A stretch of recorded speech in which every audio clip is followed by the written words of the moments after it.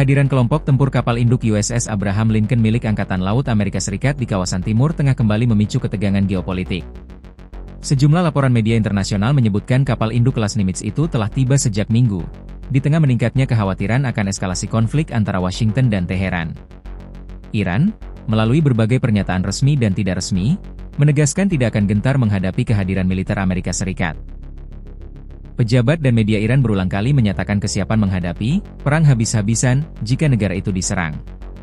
Salah satu kartu utama yang kerap disorot adalah rudal hipersonik Fatah II, yang diklaim mampu menembus pertahanan paling canggih sekalipun. Klaim kemampuan Fatah II. Rudal Fatah II disebut sebagai bagian dari generasi baru persenjataan strategis Iran.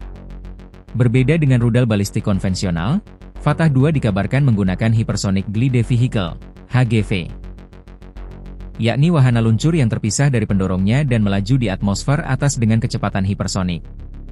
Menurut klaim Iran, Fatah II mampu melaju dengan kecepatan di atas Mach 13. Keunggulan utamanya bukan hanya kecepatan, melainkan kemampuan bermanuver di tengah penerbangan. Karakteristik ini membuat lintasan rudal sulit diprediksi, sehingga menyulitkan sistem pertahanan lawan untuk menghitung titik intersepsi. Sejumlah analis militer menilai, secara teori, rudal dengan profil seperti ini memang dirancang untuk menantang sistem pertahanan berbasis radar dan algoritma prediktif, seperti yang digunakan kapal induk Amerika Serikat. Tantangan radar dan efek plasma. Salah satu isu teknis yang kerap dibahas adalah fenomena plasma.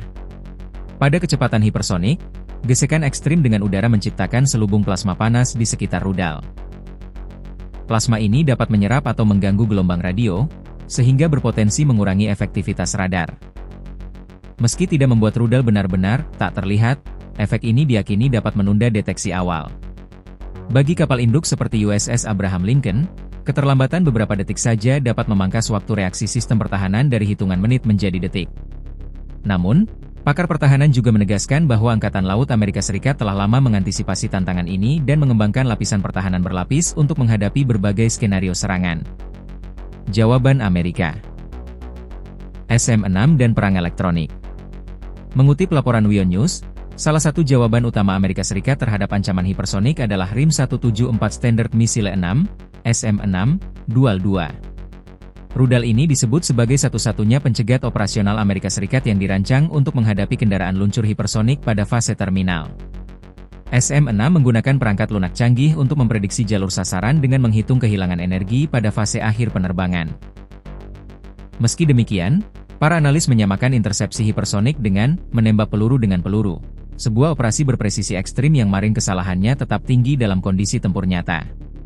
Selain pencegat kinetik, USS Abraham Lincoln juga dilengkapi sistem peperangan elektronik AN/SLK-32V-7 Sweep Block 3. Sistem ini dirancang untuk mengganggu atau merusak sensor dan sistem navigasi rudal musuh menggunakan energi non-kinetik. Beberapa pengamat menilai, karena Fatah II sangat bergantung pada sensor kompleks, ia juga berpotensi rentan terhadap gangguan elektronik berdaya tinggi, yang dapat menyebabkan rudal meleset jauh dari target tanpa perlu dihancurkan secara fisik. Masalah, kill chain, dan penargetan. Di luar soal intersepsi, terdapat persoalan mendasar lain, yakni penargetan. Rudal hipersonik sangat cepat, tetapi sistem pengintaian seperti satelit dan drone tidak selalu mampu memperbarui posisi target secara real-time.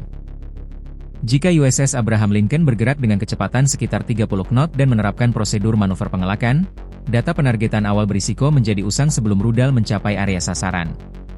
Berbeda dengan rudal jelajah yang dapat mencari target secara aktif, kendaraan luncur hipersonik memiliki bidang pandang terbatas untuk mengoreksi kesalahan koordinat awal. Menenggelamkan atau melumpuhkan? Sejumlah simulasi militer menunjukkan bahwa hampir mustahil satu rudal hipersonik non-nuklir menenggelamkan kapal induk kelas Nimitz. Kapal ini dirancang dengan ribuan kompartemen kedap air dan struktur baja berkekuatan tinggi. Namun, Iran tidak harus menenggelamkan kapal untuk mencapai efek strategis. Energi kinetik dari benturan di penerbangan berpotensi merusak landasan pacu, memicu kebakaran bahan bakar, dan menghentikan operasi penerbangan. Dalam skenario ini, kapal induk tetap mengapung, tetapi kehilangan fungsi utamanya. Serangan jenuh sebagai skenario terburuk. Para analis menilai peluang keberhasilan tertinggi bagi Iran bukan pada satu rudal tunggal, melainkan melalui serangan jenuh dengan meluncurkan puluhan rudal balistik dan hipersonik secara bersamaan. Tujuannya adalah membebani sistem pertahanan dan menguras amunisi pencegat. Namun, hingga kini, semua skenario tersebut masih berada pada ranah analisis dan simulasi. Baik Amerika Serikat maupun Iran sama-sama menekankan pencegahan dan menunjukkan kekuatan sebagai bagian dari pesan strategis. Apakah ancaman ini akan berujung konflik terbuka atau tetap menjadi perang urat saraf? Masih menjadi pertanyaan besar di kawasan yang sejak lama rawan eskalasi.